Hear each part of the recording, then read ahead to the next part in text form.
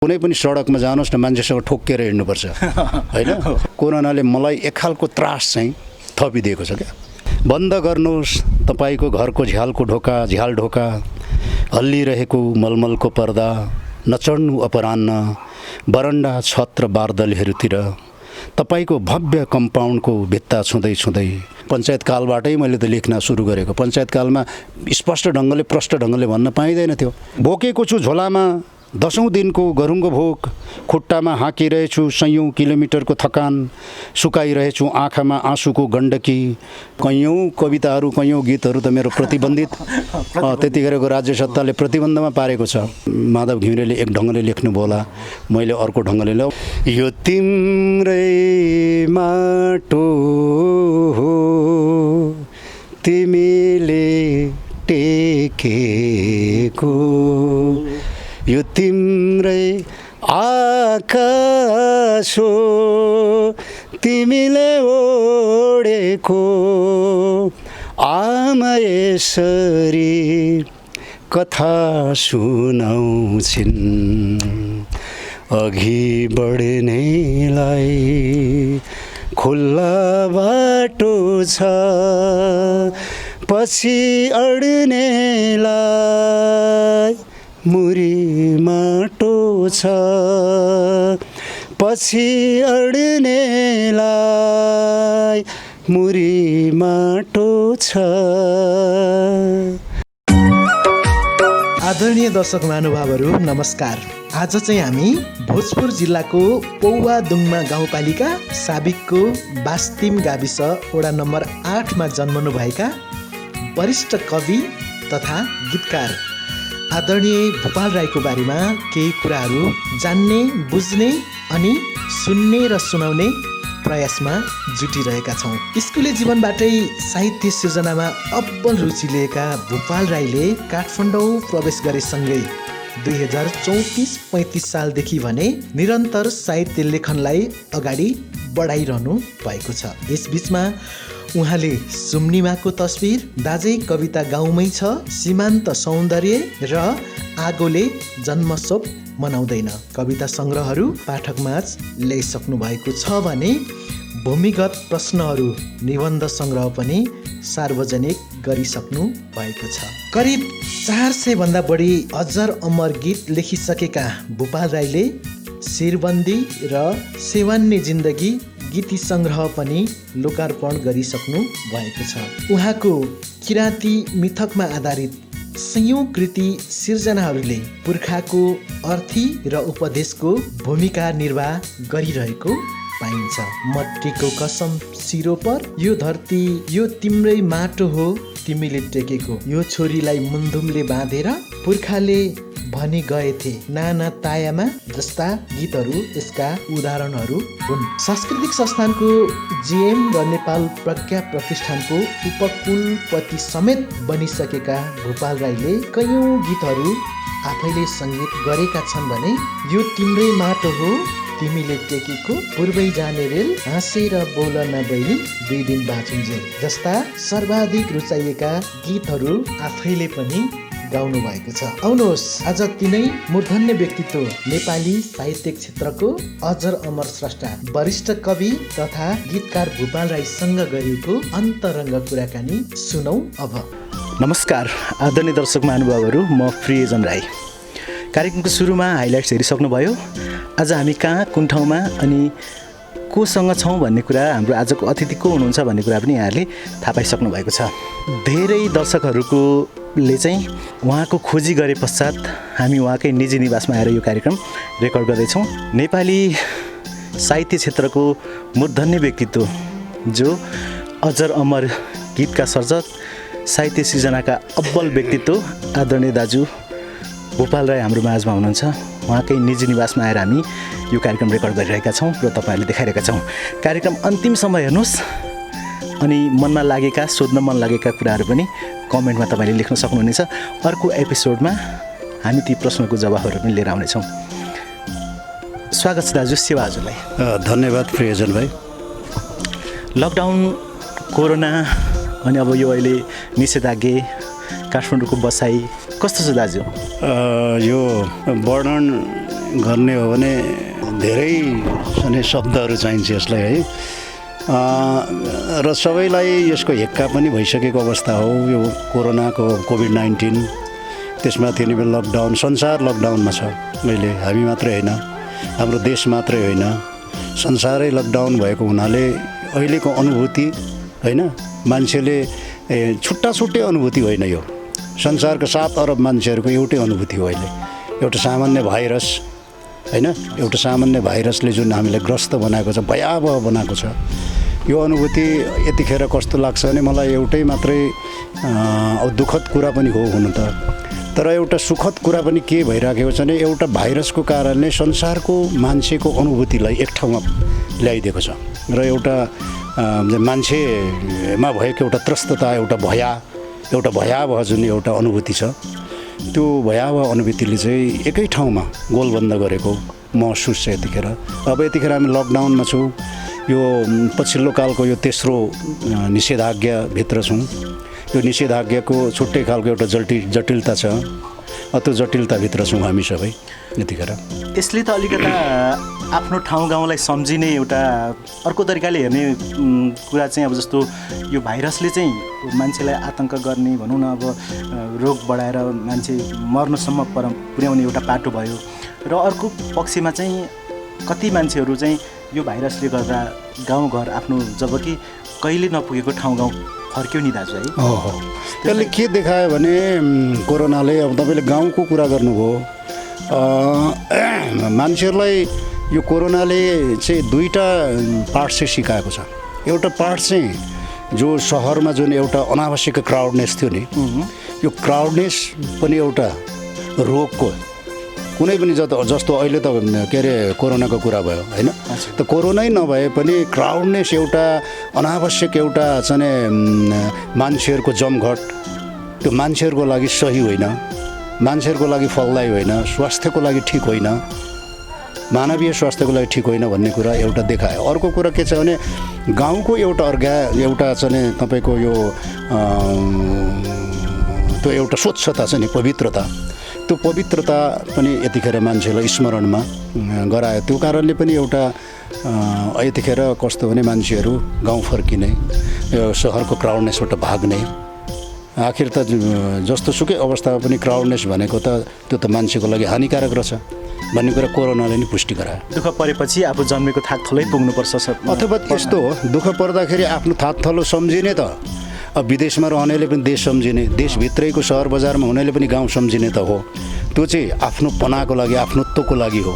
तर यो चाहिँ कोरोनाको कारणले चाहिँ एउटा कस्तो भने मतलब बनावटी एउटा कृत्रिम खालको जुन एउटा जमघट थियो नि मान्छेको, एउटा भिडभाड छ नि एकदमै।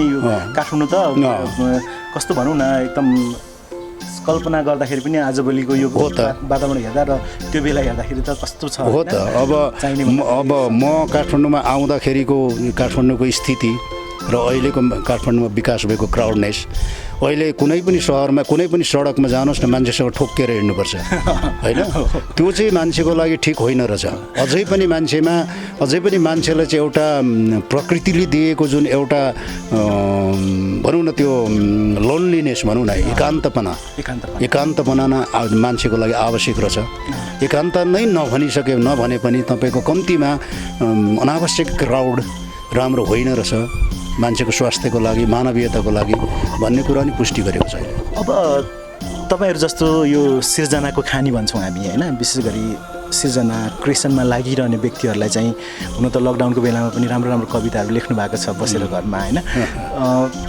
कतिको प्रभाव पार्यो दाजु कोरोनाले? होइन, कोरोनाले यस्तो छ, अब मान्छेको अघि पनि मैले भने मान्छेको सबै खालको त्यो अर्थ प्रणालीमा होइन, अब जीवन शैलीमा, सोच्ने शैलीमा डरलाग्दो यसले इम्प्रेसन गरेको छ, डरलाग्दो असर पारेको छ।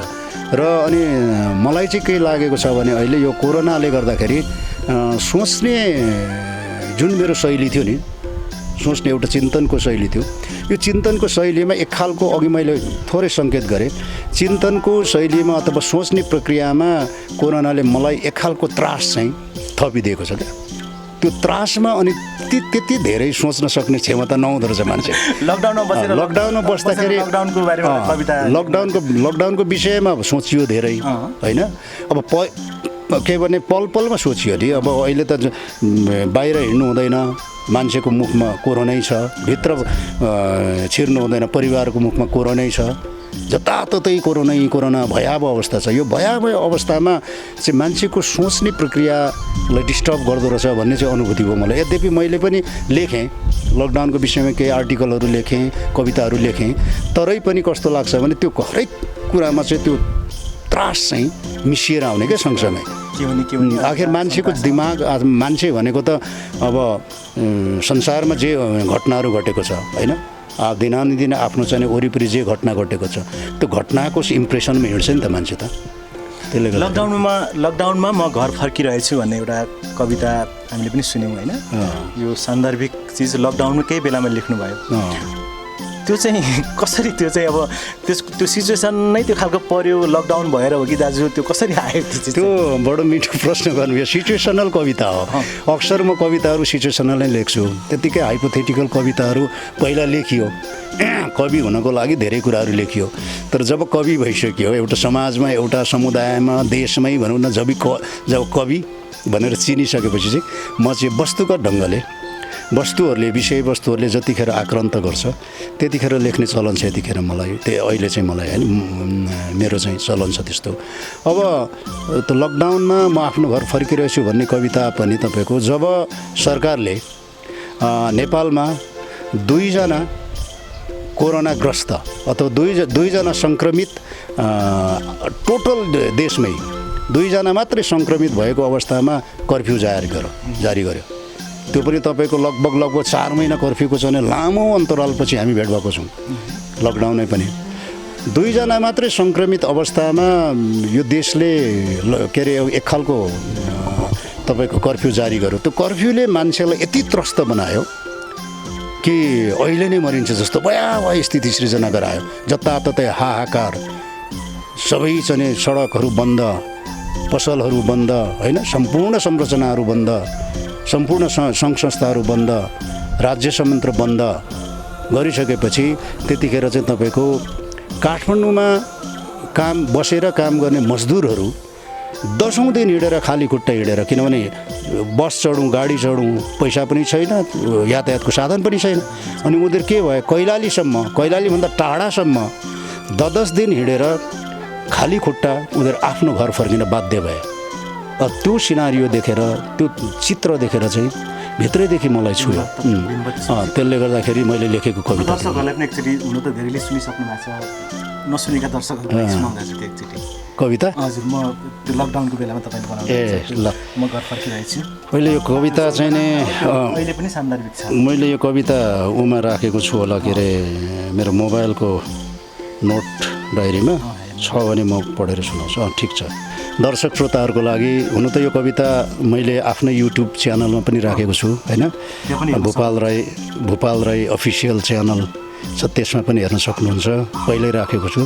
तथापि त्योसम्म एक्सेस नहुने, त्यहाँसम्म पहुँच नहुने श्रोताहरूको लागि म यो कविता वाचन गर्न चाहन्छु। अलिक कविता लामो छ, धैर्य गर्नुपर्छ कवितालाई। कविताको शीर्षक अघि थाहा पाइसक्नुभयो, लकडाउनमा म आफ्नो घर फर्किरहेछु। बन्द गर्नुहोस् तपाईँको घरको झ्याल ढोका, हल्लिरहेको मलमलको पर्दा, नचढ्नु अपराह्न बरन्डा, छत र बारदलीहरूतिर।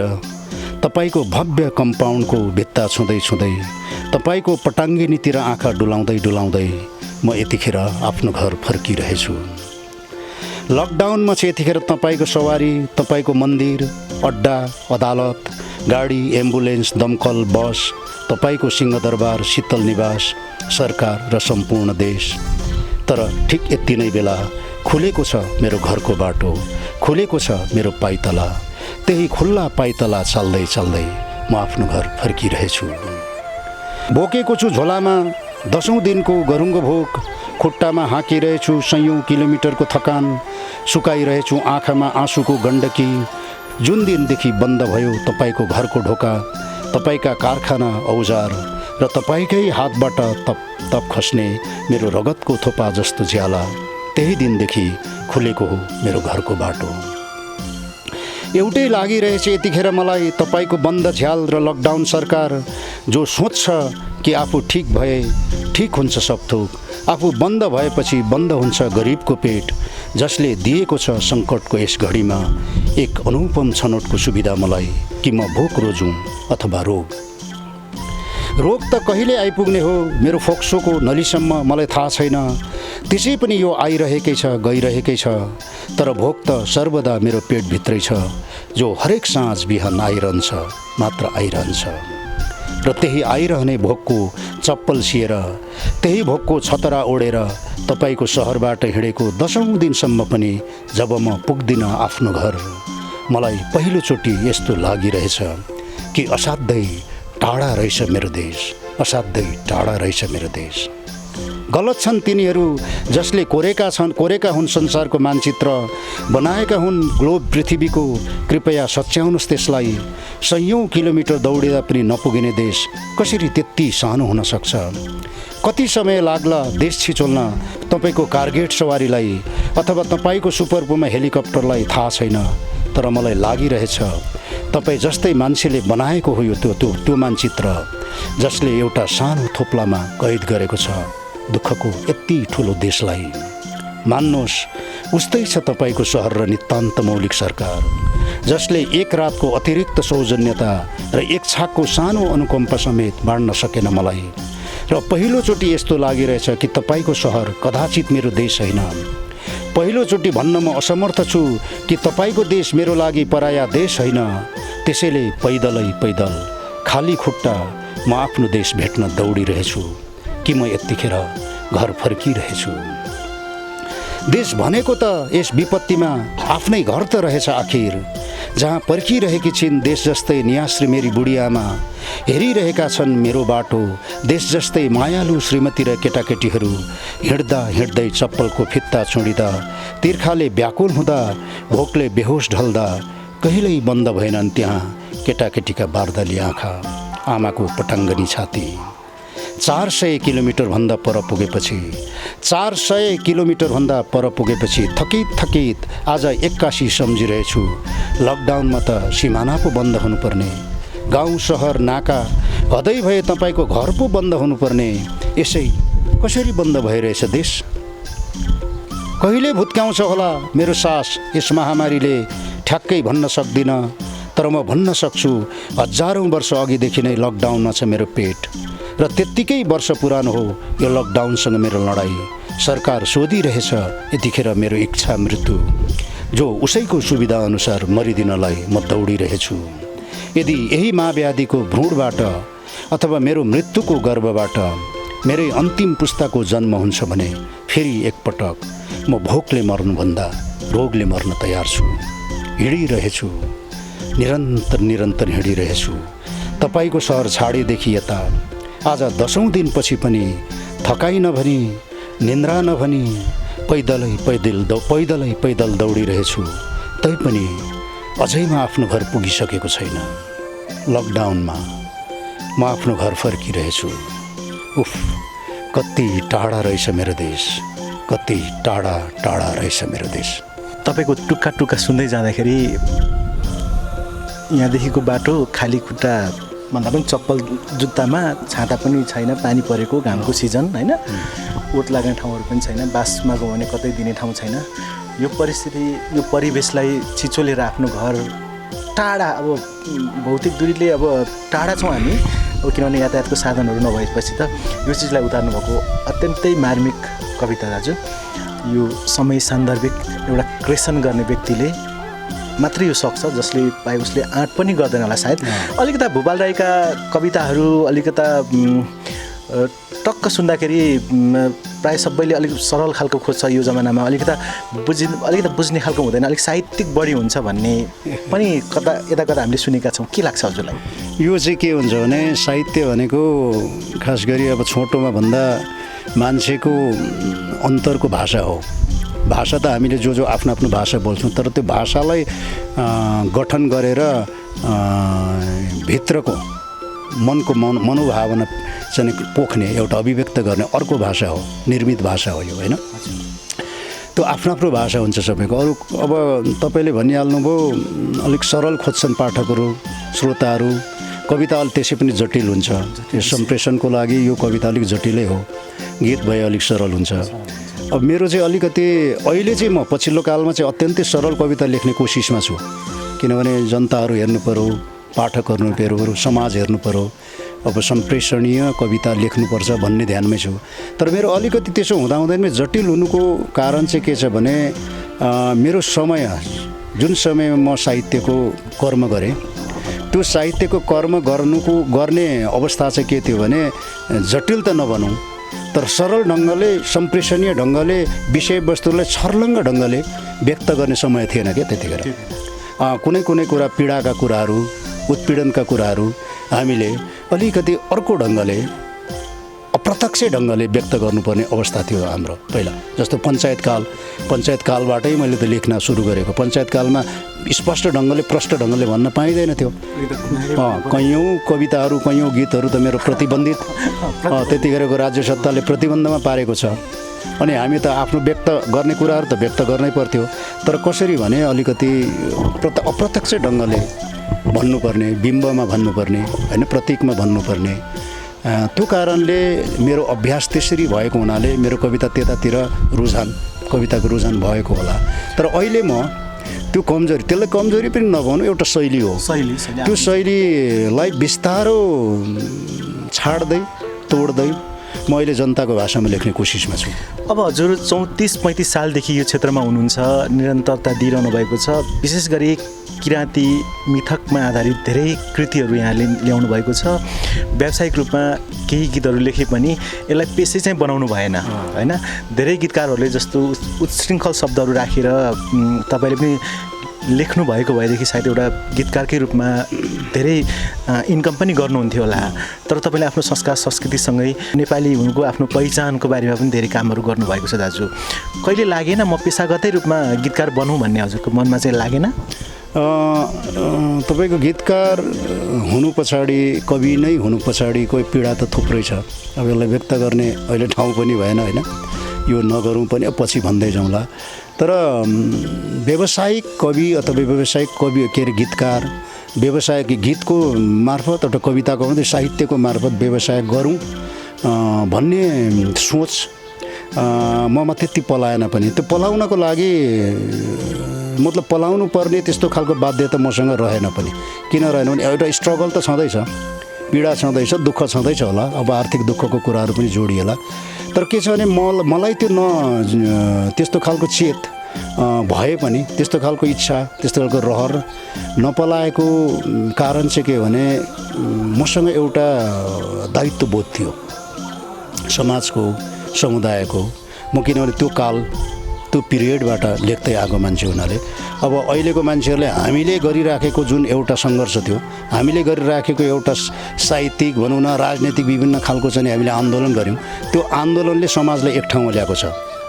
अब त्यही आन्दोलन हामीले जो गऱ्यौँ, त्यो आन्दोलन गर्नको लागि अहिलेका पुस्ताहरू बाध्य छैन। त्यसले गर्दाखेरि उहाँलाई व्यावसायिक बन्न छुट छ। हजुर मैले हजुर बोलिरहँदा मैले यही कुरा यही जोड्न खोजेको। अहिले पछिल्लो समयमा एक दुईवटा गीत लेख्ने मान्छे होइन, अब गीतकारको उपाधि पाएर अब गीतकार सङ्घदेखि लिएर हरेक ठाउँमा आबद्ध छन्। अब तपाईँ त 2वटा अब कृति नै, अब गीतको अब सिङ्गो कृति नै छपाउनु भएको छ होइन। रेकर्डेड गीतहरू कति छन्, कति नन रेकर्डेड गीत त झन् कति छन्, कति होइन। यति गीत लेखिसकेर पनि होइन त्यो चर्चा जुन अहिले बजारमा चलिआएको छ नि, त्यो नपाएको बेलामा चाहिँ अब मैले पनि यस्तो गरेको यही खालको गीतहरू लेख्नु पर्थ्यो रहेछ जस्तो लाग्छ कि लाग्दैन भने मात्रै सोध्नु। अघि मैले अलिकति सङ्केत त भन्दै थिएँ, तपाईँले बिचमा काट्नुभयो। उत्तर एउटै हुन्छ। मलाई त्यो रहर पलाउँदैन। किन पलाउँदैन? अघि मैले भन्दै थिएँ, उहाँहरूभन्दा जो अहिले व्यावसायिक रूपले होइन विभिन्न ठाउँमा चाहिँ अब उहाँहरूले अर्थ उपार्जन गर्नुभएको होला गीतको मार्फत, साहित्यको मार्फत, अथवा मभन्दा भनौँ न अब तपाईँको चाहिँ पपुलारिटी पनि गेन गर्नुभएको होला। तर मलाई त्यो रहर किन पलाउँदैन भने मलाई दायित्वबोधले थिचेको छ। अघि पनि मैले भने म त्यो समयबाट लेख्न सुरु गरेको मान्छे र अहिलेसम्म लेखिराखेको छु कि एउटा समाजको दायित्व, समाजको जिम्मेवारी बोकेको मान्छे, र त्यसले मलाई छुट दिँदैन। व्यावसायिक बन्न र सस्तो बन्न र गैर जिम्मेवार भन्न मलाई त्यसले छुट दिँदैन। त्यसले गर्दा मलाई रहर पलाउने कुरै आउँदैन, किनभने मलाई छुट छैन, अहिले पनि छुट छैन। त्यो जिम्मेवारीले मलाई परिबन्धमा मैले जुन कवितामा गीतमा जुन एजेन्डा उठाएको छु नि, त्यो एजेन्डाको भारी यति गहिरो छ, यति गरुङ्गो छ, त्यसले मलाई उठ्नै दिँदैन। अब यो कुराहरू अब फेरि हामी अन्य एपिसोडमा पनि फेरि लिनेछौँ दाजु। अब मैले प्रसङ्ग बदल्न चाहेँ यो बेलामा, होइन, व्यावसायिकता त आफ्नो ठाउँमा छँदैछ। यो अरू इन्टरभ्यूमा पनि तपाईँको देखेका छौँ हामीले, तपाईँले भन्नुभएको कुराहरू, र त्यहाँबाट पनि दर्शकहरूले हेर्नु भएको छ होला। अब तपाईँ यो मृत्यु पर्यन्तको गीत अब माधव घिमिरेले पनि लेखेर जानुभएको थियो, होइन, त्यसरी होस् मरन भन्ने एउटा गीत, होइन, यो चाहिँ म मरिसकेपछि मात्रै बजाइदिनु भनेर एउटा लेखेर जानुभएको थियो। तपाईँले पनि मृत्युलाई पनि समेटेर लेख्नु भएको छ। त्यो शब्द अब हाम्रो राजकुमार गुरुले नै सङ्गीत गर्नुभएको छ, होइन, उदय सुदाङ दाइले गाउनु भएको छ, होइन, मृत्युलाई पनि केही समय पर्खाउनुलाई पनि तपाईँको अनुरोध छ, होइन। यस्तो चिजहरू त्यो भयो। अनि त्यसपछि अर्को गीत तपाईँको कुबेर राई दाइले गाउनुभएको मेरो मृत्यु केही होइन भन्ने, होइन, केही त्यस्तो चिजहरू चाहिँ मान्छेले त अब त्यो कसरी आउँछ कि त्यो चिजहरू? तपाईँले अब त्यो पढेर मान्छे त त्यो छटपटिरहेको, होइन, आइसियुमा बसिरहेको मान्छे, होइन, भेन्टिलेटरमा बसेको मान्छेले पनि सोच्न नसकेको सिर्जना चाहिँ कसरी आयो भनेको? अब यो दुईवटा गीतको चर्चा चलाउनु भयो। एउटा राजकुमार भाइ जो अहिले युवा सङ्गीतकार, उसले गरेको गीत छ एउटा मृत्यु केही पल मलाई जिउन दे भन्ने गीत छ एउटा। अर्को कुबेरले गाएको मेरो मृत्यु केही होइन भए शब्द मात्र भन्ने गीत छ। यो दुईवटा गीत जस्तो मृत्यु चिन्तनको गीत किन आउँछ सर्जकहरूलाई भने जीवन भनिसकेपछि त्यसको अर्को पाटो त मृत्यु हो, होइन, अवश्यम्भावी चिज, त्यो अनिवार्य चिज हो, त्यसले त घचघच्याउँछ नै। अब बाँचिन्जेल हामी तपाईँको सुख सयल जतासुकै जे गरे पनि, स्ट्रगल गरे पनि, अथवा होइन जस्तो सुकै माया प्रेम गरे पनि, घृणा गरे पनि, एक दिन सबैले मर्नु त छ। त्यो पाटोलाई एउटा सर्जकले त छुन्छ नै छुन्छ। त्यो पाटोलाई एउटा सर्जकले उठाउनै पर्छ। जीवनको दुईवटा पर्छ, जीवन तत्त्व र मृत्यु तत्त्व। मृत्यु तत्त्व त्यो अघि नै मैले भने अनिवार्य तत्त्व हुनाले मैले पनि लेखेँ। अब माधव घिमिरेले एक ढङ्गले लेख्नुभयो होला, मैले अर्को ढङ्गले। अब मैले चाहिँ दुईवटा गीतमा चाहिँ जस्तो राजकुमार राईले गरेको सङ्गीत गरेको गीतमा चाहिँ जीवन तत्त्व छ। मृत्युलाई पनि पर्खिदे, मैले धेरै काम गर्न बाँकी छ, यदि सक्छस् भने मैले काम गर्नु छ। त्यो काम गर्नु भनेको चाहिँ के भने यहाँ लडेकाहरू, होइन, ढलेकाहरू उठेको हेर्नुपर्ने छ। मैले धेरै कुराहरू हेर्न बाँकी छ, त्यतिन्जेलसम्म चाहिँ पर्खिँदैन भने यहाँ लबालब तपाईँको त्यो मृत्युलाई सम्बोधन गरेर चाहिँ जीवन तत्त्वको एउटा भयङ्कर गहिरो र गम्भीर चाहिँ एक खालको चाहिँ सोच, एउटा चिन्तन व्यक्त गरेको छु। र अब कुबेरले गाएको गीत मेरो मृत्यु केही होइन भन्ने कुरा चाहिँ मृत्यु पछाडि यो झट्ट सुन्दा शून्यवाद जस्तो त हो मृत्यु भनेको, होइन, तर मृत्यु पछाडि पनि संसारको अस्तित्व त रहन्छ नि त। यो संसारमा म थिएँ, कुनै दिन हुँदिनँ, म नहुँदा पनि त संसार त रहन्छ त। त्यो चाहिँ तपाईँको त्यो चाहिँ एक्जिस्टेन्सियल भन्छ नि, अस्तित्ववादको कतै कतै यहाँनिर प्रभाव पनि छ। यसरी अब यो दुईवटा गीत लेखेको थिएँ। अब त्यो एउटा राजकुमारले गरेको छ, एउटा कुबेरले गरेको छ।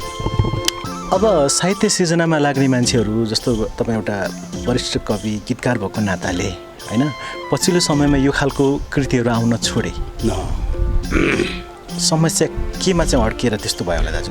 समस्या चाहिँ अघि तपाईँले थोरै सङ्केत गर्नुभयो, यो व्यावसायिक बन्ने नामले पनि होला। गम्भीर खालको सिर्जनाहरू छैन, जीवनलाई हेर्ने, जगतलाई हेर्ने, होइन, अघि मैले भने नि मृत्युलाई हेर्ने दृष्टिकोणहरू। यो भनेको त तपाईँको जति जीवनलाई बोध गर्नको लागि जति गम्भीर ढङ्गले चिन्तन गरिन्छ नि, त्यस्तै गम्भीर ढङ्गको चाहिँ सृजनाहरू आउने हो। अब अहिले चाहिँ तपाईँले भन्नु खोज्नुभएको छ नि, अघि जुन प्रश्न गर्नुभएको, यो व्यवसायीकरण हुने। व्यवसायीकरण हुनु भनेको त बजारसँग एफिलिएसन हुनु हो, बजारसँग जोडिनु हो। बजारसँग जोडिनु भनेको सस्तो हुनु हो, होइन, किनभने सस्तो सुलभ भन्छ नि बजारको एउटा के अरे नारा, सस्तो सुलभ के अरे वस्तुहरू नै छिटो छिटो बिक्री हुन्छ।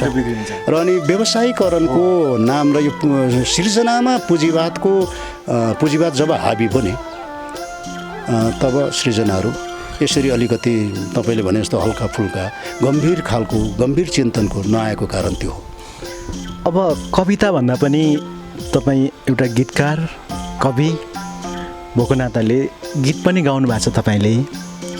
पूर्वै जाने रेल सानो हुँदाखेरि अत्याधिक सुनेको गीत हो, यो माटो तिम्रै हो, यो तिम्रै माटो हो तिमीले टेकेको, होइन? यो गीत सुन्दा आज निकै समयपछि तपाईँले सायद धेरै ठाउँ गाउनु भएको छैन यो गीत, होइन? तर भूपाल राईले नि लेखेको भन्ने त थाहा छ होला धेरैलाई, तर उहाँले नि गाउनु भएको हो र भन्ने थाहा छैन दर्शकहरूलाई। अब गाइदिनु आज चाहिँ एउटा गीत जुन भए पनि तपाईँले गाउनु भएको गीत मेरै भोकलमा, तपाईँकै भोकलमा तपाईँले गाउनु भएको छ नि त त्यहाँ। यो बडो मलाई जिन्दगीमा सबैभन्दा अप्ठ्यारो प्रश्न तपाईँले सोध्नुभयो। आजसम्म यस्तो प्रश्नको मैले जवाफ पनि दिन परेको थिएन, परेको पनि छैन। म यो किनभने यस्तो चङ्गुलमा फस्या पनि थिइनँ। अब यो गायकी भनेको अब गाउनभन्दा पनि मैले भन्नुपर्छ के भने कुनै जमानामा जब मान्छे सर्जक हुन्छ अब अथवा भनौँ न एक समयमा मान्छेले विभिन्न खालको क्षेत्रहरू खोजिराखेको हुँदो रहेछ आफू बन्नको लागि, आफ्नो अस्तित्व निर्माण गर्नको लागि। त्यो क्रममा मैले पनि अलिअलि गीत गाएँ रेडियो नेपालमा यसो धाउने क्रम। यो तपाईँको झन्डै 40को दशकतिरको कथा हो यो। अनि त्यतिखेर अब साथीभाइहरू सबै रेडियो धाउने, मैले पनि गाउनुपर्छ भनेर अब एक दुईवटा दुई चारवटा गीत गाएँ होला। तर छिटै नै मलाई के अनुभूति हो भने म गायक होइन। किनभने गायक हुनको लागि अहिले पनि म भन्छु अब बजारमा हुनु त अहिले त यस्तो टेक्नोलोजी छ सबैले गाउँदा हुन्छ, तपाईँले गाउँदैन हुन्छ, मैले गाउँदैन हुन्छ। तर हाम्रो जमानामा गाह्रो थियो। तरै पनि अहिले टेक्नोलोजीको प्रविधिको साथ सहयोग भए पनि म के भन्छु भने गायक भनेको त्यस्तो मान्छे हो जसको गाउन लायक स्वर हुनुपर्छ। मेरो त गाउन लायक स्वर होइन रहेछ, सौखले मात्रै। पछि छिटै नै मलाई अनुभूति भएपछि मैले त्यो क्षेत्रै छाडिदिएँ र लेखनतिर मात्रै। यद्यपि मैले अब यद्यपि लेखन त मेरो गायकी भन्दा नि पुरानो हो, तर बिचमा त्यो सोख आएर झुन्डियो क्या मसँग। बडो एक दशक त गीत तपाईँले गाउनु भएको गीत आज विभिन्न सुन्दाखेरि मैले नराम्रो गाएको रहेछु जस्तो त लाग्दैन नि।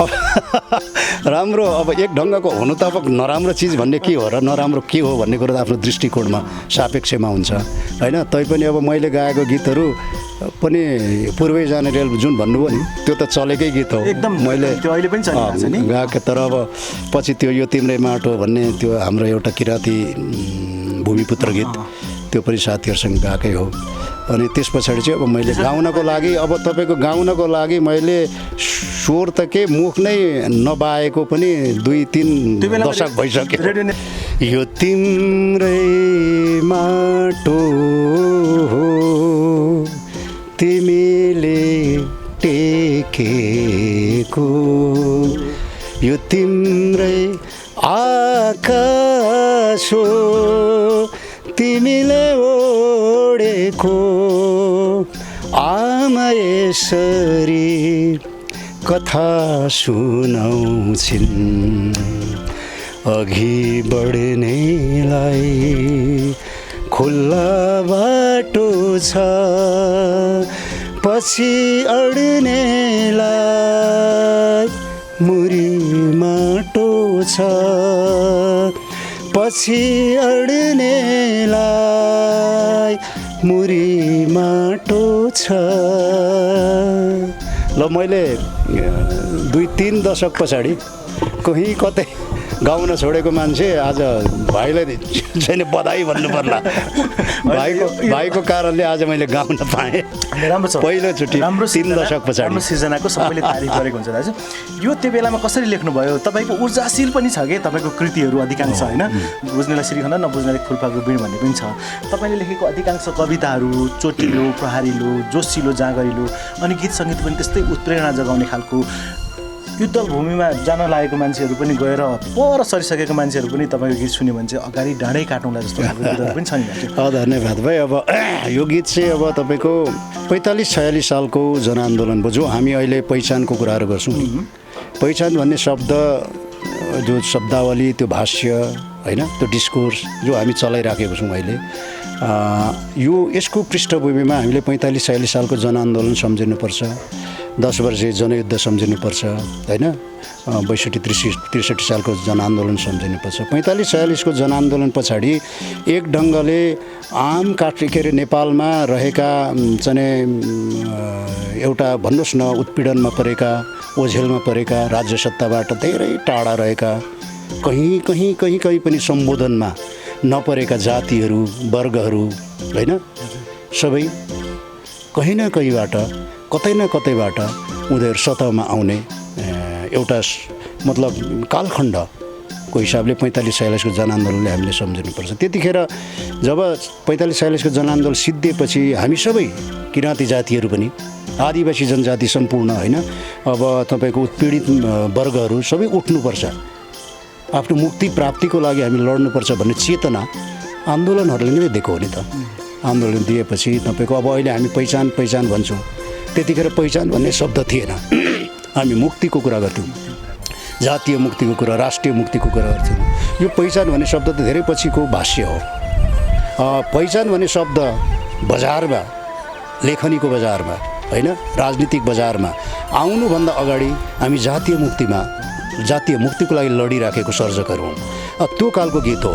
45-46को त्यही जनआन्दोलनले त्यो जनआन्दोलनको चेतनाबाट उठेको एउटा मुक्तिको चेतनालाई मैले 48 सालमा लेखेको गीत हो यो।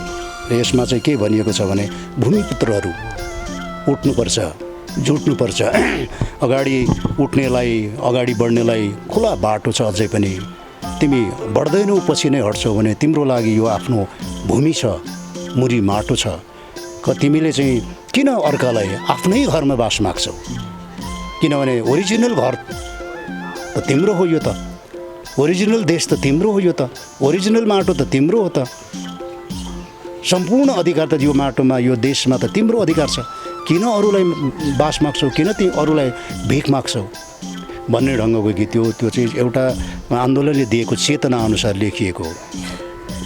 अब यो गीत मात्रै होइन, तपाईँले अहिले मैले अब योसँगै किराँती मिथकको कुराहरू आयो गर्छु दाजु। म किराँती पहिचानको निम्ति र हाम्रो किराँतीहरूको लागि चाहिँ अब हाम्रो संस्कार संस्कृतिको निम्ति यहाँले जति पुर्याउनु भएको योगदान छ यो हामीले तारिफ गरेर र हाम्रो दर्शकहरूले जो किराँती भएर हेरिरहनु भएको छ, अरूले के भन्नुहुन्छ त्यो म त्यतातिर गइनँ होइन, उहाँहरूले पनि एउटा मनन गर्नुभएको छ।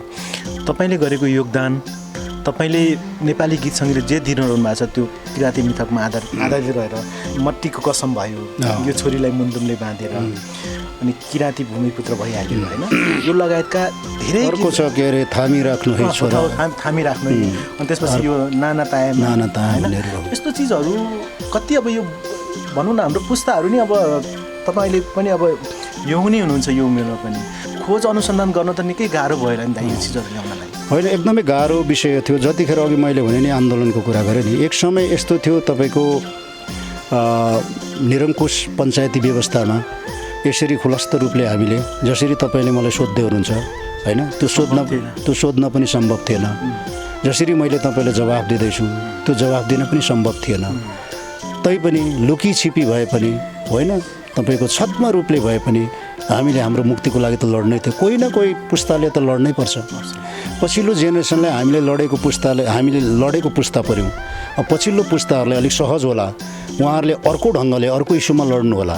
तर अहिले जुन हामी लडेर हामी यो अवस्थामा आयौँ नि, त्यतिखेरको समयमा लेख्न धेरै गाह्रो थियो। अब जताततै जातीय मुक्तिको सवालहरू, जताततै जातीय मुक्तिको चाहिँ एजेन्डाहरू उठिराखेको, त्यो एजेन्डाले मलाई पनि अवश्य पनि छुन स्वाभाविक थियो। र अर्को कुरा चाहिँ मैले तपाईँले मलाई पटक सोध्नुभयो कसरी लेख्नुभयो यस्तो गीतहरू भनेर। जस्तो अब सबैले त्यही चेतनाको गीतहरू, त्यही तपाईँको मुक्तिको गीतहरू नलेख्न सक्छन् मेरै समयको मान्छेले पनि होइन। त्यो चाहिँ के हुन्छ भने भर पर्छ एउटा व्यक्तिमा, व्यक्तिको चेतनामा, त्यो चेतन प्रक्रियामा भर पर्छ। जस्तो म चाहिँ के भने वस्तुगत र विषयवस्तुको उठान अथवा विषयवस्तुको विकास, समाज कसरी त्यो समाज विकास भइरहेको छ, समाज विकासले मान्छेको चेतनालाई प्रभाव पार्ने हो।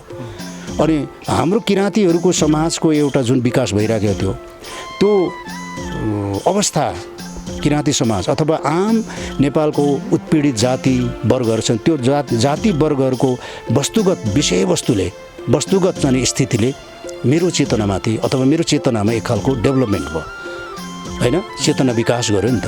त्यही चेतना विकास भएको एउटा परिणाम हो मेरो गीतहरू तपाईँको।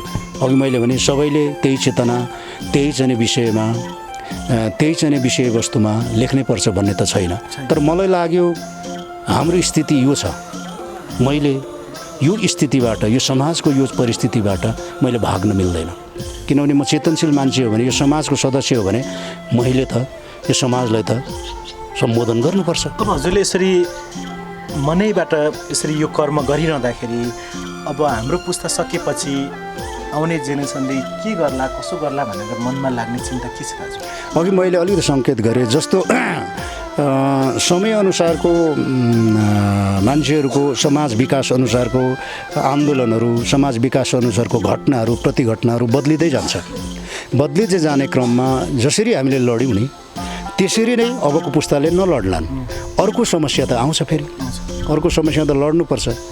त्यसले गर्दाखेरि म के भन्छु भने यो पहिलो पुस्ताले लडेकै समस्यामा हामी लड्न नपरे पनि कुनै न कुनै समस्या त समाज रहन्जेलसम्म कुनै न कुनै समस्या आउँछ।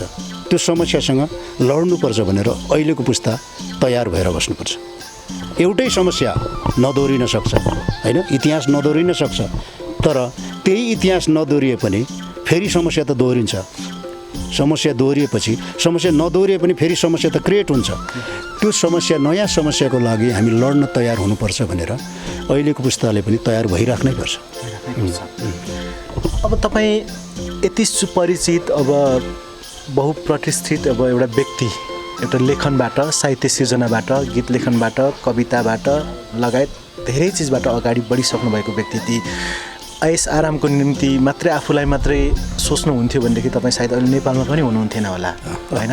सँगैको समकालीन साथीहरू कति बाहिर गएर भनौँ न एउटा विकसित राष्ट्रमा गएर पनि बस्नु भएको थियो होला। भूपाल राईले चाहेको भए त्यो पनि त असम्भव थिएन। तर तपाईँ विराटशीलताको जिन्दगी त्यो बिताउनु, त्यस्तो खालको ऐस आराममा त्यो रमाउँ भन्ने कहिले लागेन दाजु? यस्तो हुन्छ, अब समय कालक्रम अनुसार, उमेर अनुसार प्राप्त भएको अथवा उपलब्ध भएका क्षणहरूलाई त उपभोग गर्नै पर्छ मान्छेले होइन। म त्यति साह्रो रिजिड पनि होइन।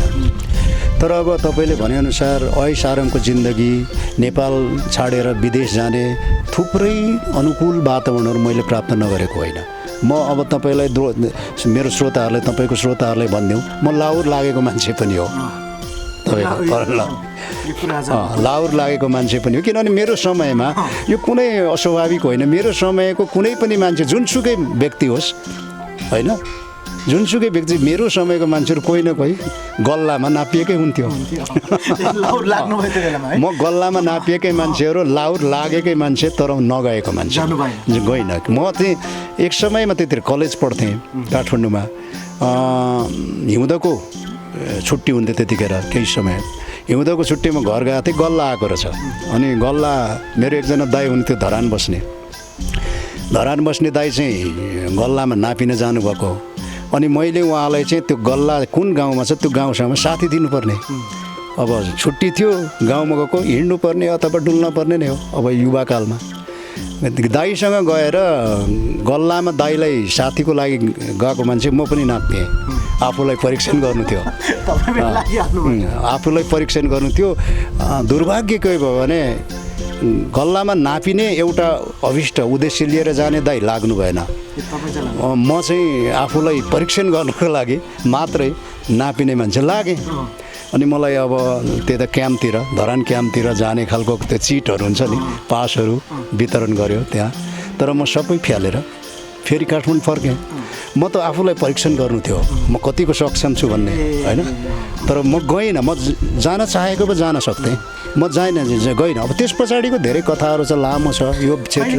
अब पछाडि तपाईँको अब विदेश पनि, अब भनौँ न एक समयमा अब साहित्यिक टिममै पनि, साहित्यिक टोलीमै जर्मनी गएँ, फ्रान्स गएँ, कहाँ कहाँ गएर कविता पढेँ। जर्मनीको तपाईँको 5वटा ऐतिहासिक सिटीहरूमा त कविता पढ्दै हिँडेको मान्छे म त्यहीँ पनि बस्न सक्थेँ। त्यहाँका केही साथीहरूले दाइ बस्नुहोस्, तपाईँ जस्तो चाहिँ आवश्यक मान्छे छ, तपाईँ जस्तो मान्छे हामीलाई आवश्यक छ, तपाईँलाई हामी व्यवस्थापन गर्छौँ भन्ने धेरै भाइहरू पनि भेटिएकै हो। तर मलाई अघि भन्नु भने किन बसिन त भनेर अहिले पछाडि फर्केर हेर्दा त्यही एउटा कुरा पटक पटक दोहोऱ्याउने पनि पर्छ। मैले त समाज देखेको छु नि त, मेरो देशको स्थिति हालत देखेको छु, मेरो समुदायको हालत देखेको छु। म जस्तो चेतनशील मान्छे जर्मनीमा बसेको, फ्र्याङ्कफर्टमा बस्नु सक्थेँ म। जर्मनीमा बसेको भए यहाँ कसले मेरो जस्तो कविता लेख्थ्यो, यहाँ कसले मेरो जस्तो गीत लेखेर यो समुदायलाई घचघच्याउँथ्यो। तर कहिलेकाहीँ त्यही हजुरले चेतना बाँडिरहँदाखेरि अरूले त्यो चेतना नबुझिदिँदा होइन, आफूले लेखेको सिर्जनाहरूको उच्च मूल्याङ्कन नभइदिँदा होइन, कहिलेकाहीँ त्यो दिगदारपन हुन्छ नि दाजु। समाजहरू कहिलेकाहीँ परिवर्तन हुन नखोज्दाखेरि आफ्नो चिजहरूले चाहिँ तपाईँले भनेको चिजहरूले चाहिँ अब उहाँहरू चाहिँ अब त्यो बाटोमा नलाग्दाखेरि त्यो मनमा हुन्छ नि एक प्रकारको त्यो दिगदारीपन के, यस्तै त रहेछ नि, मैले पनि यसो गरेको भए हुन्थ्यो भन्ने चाहिँ लाग्दैन? त्यो कहिलेकाहीँ अब मानवीय स्वभाव हो, मानवीय स्वभाव हो, हुने सम्भावना हुन्छ, के अरे हुन्छ, त्यस्तो खालको अनुभूति हुन्छ मान्छेलाई। अलिकति कता कता तपाईँको निराशा पनि पैदा हुन्छ, किनभने आफूले सोचे जस्तो आफूले सोचे जस्तो विकास भएन, रूपान्तरण भएन, समाज चलेन होइन भने केही न केही तपाईँको मानवीय स्वभाव हो, नैराश्यता पैदा हुन्छ मान्छेमा। तैपनि के हुन्छ भने एउटा जिम्मेवारी बोधका साथ अगाडि बढिसकेपछि नैराश्यतामा पनि आशाको कहीँ न कहीँ दियो खोज्नुपर्छ, आशाको दीप खोज्नुपर्छ। अब भन्नुहोस् न, तपाईँको समाजको लागि एउटा सत्यबोधनको लागि सोक्रेटस भन्ने विद्वानले 2000 वर्ष अगाडि हेमलक भन्ने विष पिउनु पर्यो। ऊ त्यतिखेर एक्लै थियो, उसको पछाडि समाज अर्कै ढङ्गको थियो भने कसै न कसैले त एउटा बिँडा थाम्नै पर्छ। सम्भवतः मैले त्यत्रो ठुलो कुरा आफूलाई त्यहाँसम्म त पुर्याउनु मिल्दैन, तैपनि मलाई कता कता के गर्वबोध हुन्छ। समयमा धेरै कुराहरू तिलाञ्जली दिएर, धेरै कुरा छाडेर, धेरै कुरा सेक्रिफाइस गरेर कम्तीमा समाजको लागि यति गरेछु भन्नेसम्म गर्वबोध चाहिँ छ मलाई। त्यो छैन। ल अब हामी सर्टकट क्वेसन दाजु, लगभग कार्यक्रमको अन्तिममा छ, अन्य क्वेसनमा फेरि अन्य कुराहरू गर्नेछौँ। भूपाल राई एउटा कवि गीतकार नभएको भए के हुन्थ्यो? भूपाल राई कवि गीतकार नभएको राम्रो सङ्गीतकार हुन्थ्यो। किनभने सङ्गीत मेरो भित्रै छ, रगमा छ, सङ्गीत गरेर, तर सङ्गीत त यता कता गरेकै पनि छु होइन। तर यो दुइटै चिज नभएकोमा म सङ्गीतै सिकेर होला धेरै राम्रो सङ्गीतकार बन्थेँ भन्ने लाग्छ मलाई। गीत लेख्न सजिलो कि सङ्गीत भर्न सजिलो दाजु? दुइटै सिर्जना हो, हरेक सिर्जना एकदमै जटिल हुन्छ, किनभने त्यो सर्जकलाई मात्रै थाहा हुन्छ, सुन्नेलाई त सहज लाग्छ होइन। बजारमा कुनै गीत आउँछ नि फुत्त, कति नमिठो भन्न सजिलो छ, तर त बनाउनु अप्ठ्यारो छ। दुइटै चिज जटिल चिज हो। गीत सङ्गीतको जुन यो पाटो अहिले पछिल्लो समयमा अहिले आइरहेको प्रवृत्ति छ, त्यसलाई चाहिँ कसरी मूल्याङ्कन गर्नुहुन्छ? पहिलाको कृतिहरूसँग अहिलेको कृतिहरू, जस्तो तपाईँको आफ्नो कृतिको कुरा होइन, आफूले लेखेको गीतहरूसँग अरूसँग तुलना गर्नु पऱ्यो भने कसकोसँग दाजु हुन्छ? अब तुलना नै गर्ने विषय त अब खास गरी श्रोता, अलिकति सचेत श्रोता पाठकको हो।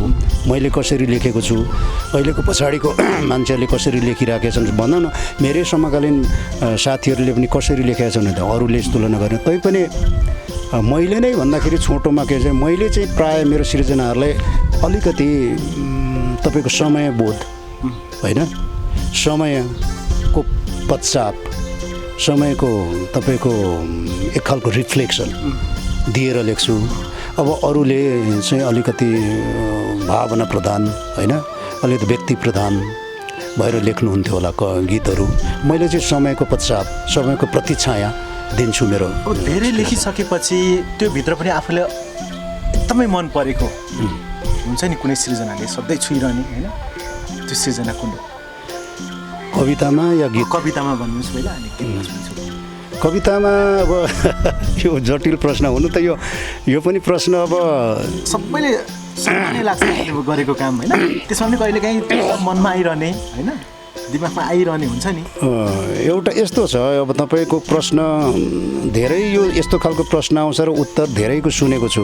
आफ्नो सन्तान सबै प्रिय त लाग्छ, तर राम्रो नराम्रो त छुट्याउनुपर्छ। अब सन्तान जस्तो मेरो 10 वटा छोराछोरी भएको हो भने सबैको माया लाग्छ, तर कुन चाहिँ राम्रो कुन चाहिँ नराम्रो छुट्याउनै पर्छ, मैले त्यो गर्नुपर्छ। तर ठ्याक्कै नै मैले भन्दाखेरि अहिलेसम्मको सृजनामा मलाई मनपर्ने सृजना चाहिँ तपाईँको एउटा कविता छ सिकल सेल एनिमिया भन्ने यो थारूहरूमाथि लेखेको सिकल सेल एनिमिया भन्ने एउटा कविता अझै पनि छोटो कविता छ त्यो मनपर्छ।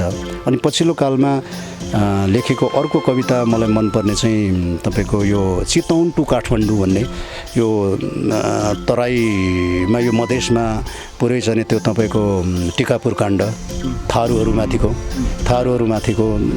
डरलाग्दो एउटा सप्रेसन चलिराखेको थियो नि यो के अरे सुदूरपश्चिमाञ्चल अखण्ड त्यो समयको एउटा चितौन टु काठमाडौँ त्यो मनपर्छ। अघि मैले भने सबै त प्रिय त माया त लाग्छ तर मलाई चाहिँ के लाग्छ जम्मै कविताहरू सर्वश्रेष्ठ छैन मेरो। मैले स्पष्ट भन्नुपर्छ जम्मै मेरो सन्तानहरू सबै राम्रा छैनन्, केही राम्रा छन् केही नराम्रा छन् तर म दाबी गर्छु केही चाहिँ अत्यन्तै राम्रा छन्। अनि गीतमा चाहिँ दाजु एकदमै तपाईँलाई मनपर्ने गीतमा चाहिँ आफूले लेखेको गीतमा धेरै पुरानो एउटा गीत सधैँ सम्झिन्छु म एउटा सन्चै छु याबाची हौ दुखेको म छैन दुखियाको मुङ्लानैमा दुख्ने रोगै हुन्न भन्ने यो सधैँ सम्झिन्छु म। अनि अर्को गीत त्यो धेरै अगाडिको गीत हो यो जब हाम्रो चाहिँ नेपालीहरू त तपाईँको अहिलेदेखि होइन नि त जो हामी अहिले भनौँ न हाम्रो चाहिँ अर्थतन्त्र नै रेमिट्यान्सले धानेको छ भन्छौँ नि यो अहिलेदेखि होइन उहिलेदेखिको हो। धेरै मुङ्लान जाने एउटा प्रचलन थियो पहिला त्यसको लागि लेखेको। अब अर्को गीत त अब आशकुमारले सङ्गीत गरेकै गीत पनि अत्यन्तै राम्रो लाग्छ मलाई मृत्यु मलाई केही पल जिउन दे के अधुरा काम मरेर गरेर मर्न दे भन्ने त्यो चाहिँ कसरी त्यो अघि सम्झेको कुरा त गर्नुभयो तर त्यो कुन पलमा हुनु थियो त्यो लेख्दा त्यो मृत्युको त अघि मैले सम्झेर लेख्नु भएको होइन यो त अब दिनानुदिन सुन्नुहोस् न दिनानुदिन एउटा सचेत मान्छेले त सँगसँगै मृत्यु भोग्दै हिँड्छ नि त। यदि सचेत मान्छे हो भने तपाईँ फुत्त घरबाट निस्किनुहुन्छ नि तपाईँको जीवन मात्रै निस्किँदैन नि त सँगसँगै तपाईँको अर्को पाइलामा त मृत्यु निस्किन्छ। त्यो चेतनाको गीत हो यो। आफूले लेखिसकेको कुनै पनि कविता छपाइसकेर बजारमा आइसकेपछि अनि गीत सङ्गीतकारलाई दिएर रेकर्ड भएर बजारमा आइसकेपछि मैले यो ठाउँमा चाहिँ यो शब्द अलिकति राखेको भएदेखि हुन्थ्यो भनेर कुनै परिमार्जन गर्नु मन लागेको त्यस्तो चाहिँ छैन, त्यस्तो घटना छैन मेरो। बरु मलाई सधैँ के भन्छ भने जब गीत लेखिसक्छु अनि मलाई डर लाग्छ कि सङ्गीतमा डर लाग्छ अहिले पनि मेरो किनभने धेरैवटा गीतहरू मेरो सङ्गीतमा मरेका छन् अथवा मरेका नभनौँ त्यो शब्द प्रयोग नगरौँ सङ्गीत मेरो गीतसँग सङ्गीतको ट्याली नभएका केही उहरू छन्। अब मलाई चाहिँ त्यस्तो आभास त अहिलेसम्म भएको छैन आफ्नै गीत सुधार्नुपर्छ अथवा त्यसलाई परिमार्जन गर्नुपर्छ भन्ने त छैन। तर गीत लेखिसकेपछि मलाई सधैँ अहिले पनि के हुन्छ भने जब गीत लेखिसक्छु अनि मलाई डर चाहिँ सङ्गीतको लाग्छ मेरो गीत अनुसारको सङ्गीत होला नहोला होइन त्यो गएर चाहिँ अब स्वरमा कतिको चाहिँ अब त्योसँग ट्याली मिल्छ मिल्दैन त्यसको चाहिँ रेकर्डिङ पक्ष कस्तो होला भन्ने चाहिँ सधैँ डर लाग्छ। किनभने म गीतलाई कुनै पनि गीत सानोभन्दा सानो ठुलोभन्दा ठुलो राम्रोभन्दा राम्रो नराम्रोभन्दा नराम्रो गीतलाई म पुरै एउटा शब्दमा पटक चिन्तन गरेर एक शब्दमा मरेर लेख्ने मान्छे म। त्यसले गर्दाखेरि सङ्गीत नराम्रो होला कि भन्ने चाहिँ मलाई सधैँ डर लाग्छ। र अब यो नेपालमा रहेका सङ्गीतकारहरूलाई मिनिमाइज गर्यो होइन एक खालको चाहिँ अलिकति हीन ढङ्गले सोच्यो हेऱ्यो भन्ने आक्षेप लाग्ला। तर मलाई नेपालको सङ्गीतकारहरूसँग अझै पनि डर चाहिँ लाग्छ मेरो गीत जब लेखिसक्छु मिलाउला नमिल्ला के होला किनभने मसँग थुप्रै यस्तो घटनाहरू छ जब कि गीत लेखिसकेपछि त्यो गीत चाहिँ सङ्गीतकारसम्म पुर्याउँदाखेरि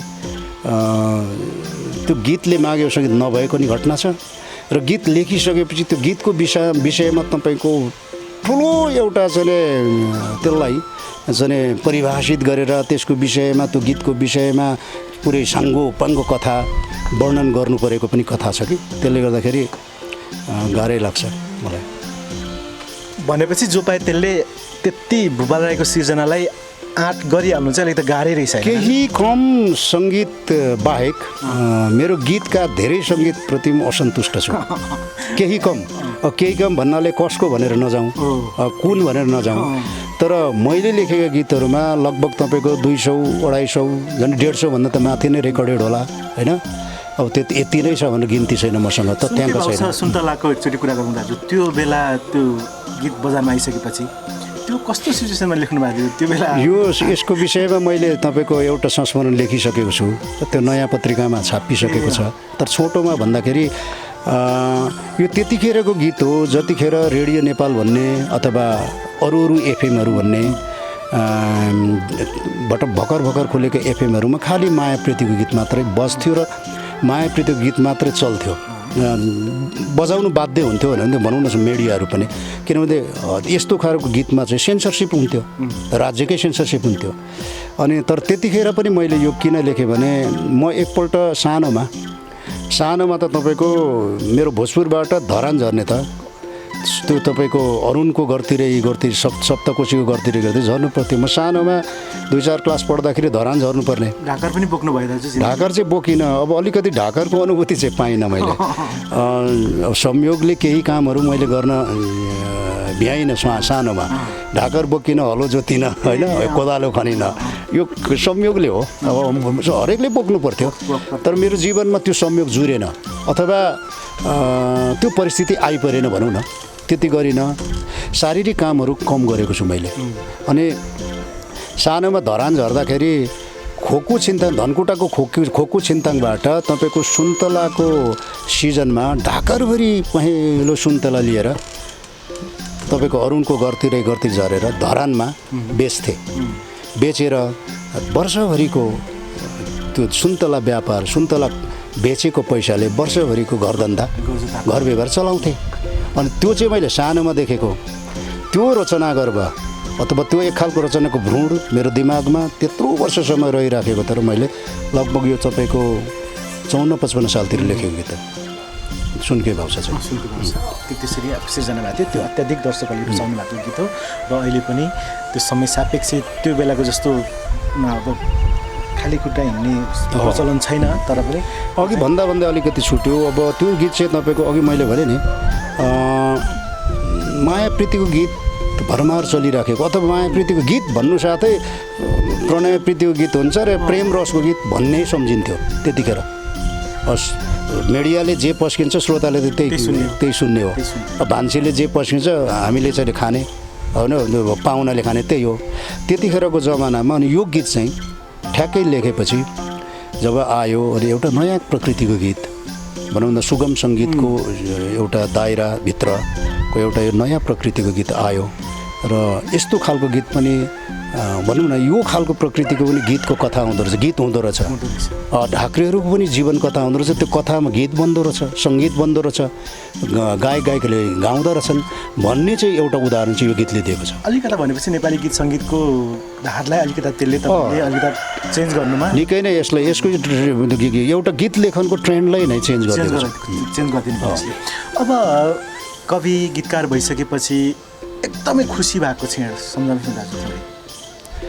मेरो जीवन कस्तो छ होइन, सम्मान थुप्रै पाएको छु होइन। सम्मान बाहेक मलाई सम्मान ठाउँमा जाँदाखेरि होइन, कसैलाई भेट्दाखेरि हुनसक्छ, कुनै पनि त्यो एउटा सेलिब्रेसनमा हुनसक्छ, त्यो बेलामा खुसी लागेको एउटा पल भनिदिनुहोस्। मेरो जिन्दगी बडो मिश्रित प्रकारको छ तपाईँको, र मैले आफ्नो जिन्दगीलाई बुझ्ने र भोग्ने तौर तरिका मेरो आफ्नै छ। त्यसले गर्दाखेरि ठ्याक्कै नै अत्यन्तै खुसी लागेको क्षण पनि त्यस्तो डिस्टिङ खालको पनि छैन, अत्यन्तै दुःख लागेको घटना पनि छैन। म पलमा खुसी हुन्छु, पलमा दुःखी हुन्छु। मलाई खुसी बन्नको लागि फेरि ठुलो चिज चाहिँदैन। अचम्मको खुसी हुनुहुन्छ, मलाई कुनै पनि चिजले खुसी बनाउँछ त्यो ठुलै हुनु पर्दैन, सानो चिजले खुसी बनाउँछ त्यत्तिकै खुसी फुरुङ्ग हुन्छु म होइन। अनि मसिनो चिजले पनि घात गर्छ मलाई, अत्यन्तै दुःखी हुन्छु। सानो चिजले पनि छुन्छ, दुःखी हुन्छु, पीडित हुन्छु। फेरि तत्कालै मलाई कुनै त्यस्तो खालको घटना प्रतिघटना छिटै मतलब के अरे भन्न खुसी पनि हुन्छ। अब आगामी आउन लागेको केही सिर्जनाहरू दर्शक श्रोताहरूलाई भन्नुपर्ने कुराहरू प्रियजनले सोध्न भुलेका अनि हजुरलाई यो चाहिँ मलाई प्रियजनले सोधेको भएदेखि हुन्थ्यो भन्ने लागेको कुराहरू के छ दाजु? प्रियजनले अघि अस्ति एउटा कता पनि मैले यस्तै इन्टरभ्यूमा भनेको छु, त्यो कुरा अलिक प्रियजनको यो मिडियामा थोरै फेरि जोड्न चाहन्छु। पटक पटक भन्ने गर्छु म कि कुनै पनि घटना प्रतिघटना होइन, आन्दोलन क्रान्ति जेसुकै भनौँ न, त्यो सबैको लागि हुँदैन। सर्टेन वर्गको लागि हुन्छ, सर्टेन समुदायको लागि हुन्छ। आन्दोलनै भनौँ, एउटा आन्दोलन 46 सालको आन्दोलन, 62-63 सालको आन्दोलन, 10 वर्ष जनयुद्ध सबैको लागि भयो त, एउटा सर्टेन वर्गको लागि। त्यस्तै भूपाल राईले लेखेको कविता पनि सबैको लागि होइन। र म के अनुरोध गर्न चाहन्छु भने भूपाल राईले लेखेको कवितालाई, उसले उसको सापेक्षमा लेखिराखेको कवितालाई कसैले मेरो होइन भन्ने अर्थमा भूपाल राईलाई कवि होइन भन्न पाइँदैन। यति चाहिँ आग्रह म गर्छु। मन नपर्न सक्छ, किनभने मैले त मेरो सापेक्षमा लेख्ने चिज हो होइन। मेरो सापेक्षमा सबै कुरा सबै मान्छेलाई मन नपर्न सक्छ। जस्तो किराँती मुक्तिको कथा लेख्छु गीतमा, म कविता लेख्न जान्थेँ, तपाईँले नसोधेको कुरा आउँदैछ। 40 को दशकमा मेरो धारमा लेख्ने कवि म एक्लै थिएँ। अघि मैले भने नि सोक्रेटसको कथा भने नि, कोपर्निकसको कथा यस्तै छ, पृथ्वी गोलो छ भन्ने हिसाबले एक्लै थियो, उसलाई मृत्युदण्ड दिइयो। 40 को दशकमा मेरो धारमा लेख्ने कवि एउटै थिएँ, एक्लै थिएँ, तै पनि लेख्थेँ। त्यतिखेर मृत्युदण्ड दिएको भए भोग्न तयार थिएँ होइन। त्यो हो नि त, जातिवादी कवि भन्थे मलाई। तर मैले मेरो धारमा लेखेको कविता कसरी जातिवादी भयो र ती जातिवादी भन्नेहरू जातिवादी हो कि होइनन् भन्ने प्रश्न हो क्या मेरो। दाजु हजुरले यो कुरा उठाइहाल्नुभयो। अब यस्तो चाहिँ किन भइरहेछ अहिलेको यो समयमा पनि? यो कमजोरी कसको हो खास? यसरी हामी यो जातित्वको कुराहरू आइरहनु, एकले अर्कोलाई पेलिरहनु होइन। अब तपाईँहरू सृजनशील मनहरूले त अब एउटाले गरेको सृजना अर्कोले आक्षेप लगाउने, अर्कोले गरेको अर्को आक्षेप लगाउने। जस्तो तपाईँलाई अर्कै खालको आक्षेप लगायो भने अर्कोले अर्कै खालको आक्षेप लगाउला होइन। यस्तो चाहिँ किन? यो चाहिँ सोचाइको कमजोरी हो कि यो मानसिकता यस्तो हो कि? यो पहिलो कुरा चाहिँ अघि मैले थोरै सङ्केत गरेँ, कुनै पनि विचार होइन घटना प्रतिघटना सापेक्षित हुन्छ। त्यो आफ्नो दृष्टिकोणले हेर्ने कुरा हो। कविता पनि त्यही हो। कविता पनि कहाँ तपाईँको चन्द्रलोकबाट आएको चिज हो त? कविता पनि गीत पनि कहाँ तपाईँको मङ्गल ग्रहबाट आएर लेखिएको हो र? यही समाज, यही घटना, हामी बाँचेको समय लेख्ने हो नि त। भने हामी बाँचेको समय खण्डित छ, हामी बाँचेको समाज खण्डित छ होइन भने खण्डित आउँछ सिर्जना पनि। अनि एउटाले लेखेको चिज अर्कोको लागि खण्डित हुन्छ, त्यही भएको। र अर्को कुरा चाहिँ समस्या चाहिँ के हो भने तपाईँको सबै अस्तित्वहरू, सबैको विचारहरू, सबैको जीवन, सबैको मूल्य, सबैको विश्वास, सबैको मान्यता स्वीकार गर्न नसक्ने, स्वीकार गर्न नचाहने एउटा प्रवृत्ति छ नेपालमा। भन्नुहोस् न, त्यसलाई स्पष्ट भने एउटा एक खालको एकाधिकारवादी जातिवाद हाबी छ यो देशमा। सबभन्दा ठुलो समस्या यही हो। अन्त्य चाहिँ कसरी हुनसक्छ अब यो? अन्त्य त अब बिस्तारो अब समयअनुसार त्यत्रो तपाईँको मेरो जीवनले नै कैयौँवटा आन्दोलनहरू भोगेँ होइन। सानो सानो झिल्काहरू पनि भोगियो।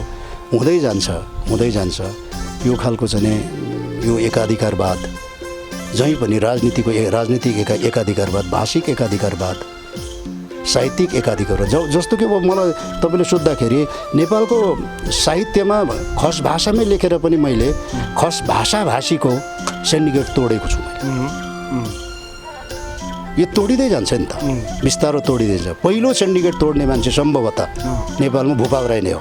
मैले दाबी गर्छु भूपाल राई नै हो। अब मैले आफ्नो विषयमा आफैले दाबी गर्दा त कति मान्छेले त अन्यथा लाग्ला, तर मैले गरेको काम गरेँ भन्नु नपाउने र मैले पाउनु पऱ्यो नि त। यो अधिकार त छ नि भूपाल राईलाई भने त्यसले एकाधिकार तोडेको छु मैले, सिन्डिकेट तोडेको छु। यो सिन्डिकेटहरू तोडिँदै जानुपर्छ सांस्कृतिक हिसाबले, भाषिक हिसाबले, राजनीतिक हिसाबले तोडिँदै जानुपर्छ। एक दिन सिन्डिकेट तोडिन्छ, सबै समान हुन्छ, त्यसपछि मात्रै समस्या सल्भ हुन्छ। सम्भवतः त्यतिखेर चाहिँ सबैको लागि गीत लेख्न सकिन्छ होला, सबैको लागि कविता लेख्न सकिन्छ होला। त्यो बेला चाहिँ यो त हाइपोथेटिकल कुरा हो। जस्तो समाजवाद भन्नुहोस् न, समाजवाद भनेको त हाइपोथेटिकल कुरा हो, एउटा अमूर्त कुरा हो नि। त्यो आएपछि सबैको भन्न सकिन्छ होला, सबैको लेख्न सकिन्छ। तर अहिले नै चाहिँ भूपाल राईले जस्तो लेखेको छ अर्को मान्छेले त्यस्तै नै लेखेको छ, तर यो गीतकार होइन, यो कवि होइन भन्नु पाइँदैन। सान्दर्भिक कुरा उठाउनु भयो आदरणीय दाजु। वरिष्ठ गीतकार कवि भूपाल राईसँगै हामी यतिन्जेलसम्म रह्यौँ। दाजु अन्तिममा के भन्नुहुन्छ अब सृजनाहरूको लागि? अन्तिममा सृजना चाहिँ म अझै पनि अघि पनि मैले भने त्यो समय आएको छैन जसको लागि हामी लड्दैछौँ। त्यो समयसम्म जिम्मेवार भएर होइन, उत्तरदायी भएर लेख्नुपर्छ सबै सर्जकहरूले, उत्तरदायी भएर। किनभने हामी त समाजमा छौँ नि त, सामाजिक प्राणी हौँ, एउटा समाजको सदस्य हौँ होइन। त्यो समाजसँग आफ्नो उत्तरदायित्व छ कि छैन, त्यो निर्वाह गर्दै लेख्नुपर्छ, त्यो निर्वाह गर्दै कला सिर्जना गर्नुपर्छ, त्यो निर्वाह गर्दै सङ्गीत सिर्जना गर्नुपर्छ। सबैलाई मेरो यही अनुरोध छ। यो अनुरोधका साथ नै म भाइ प्रियजनलाई पनि धन्यवाद दिन चाहन्छु र भाइ प्रियजनले चलाइराख्नु भएको यो हाम्रो आवाज अनलाइन टिभीलाई नै धन्यवाद दिन चाहन्छु।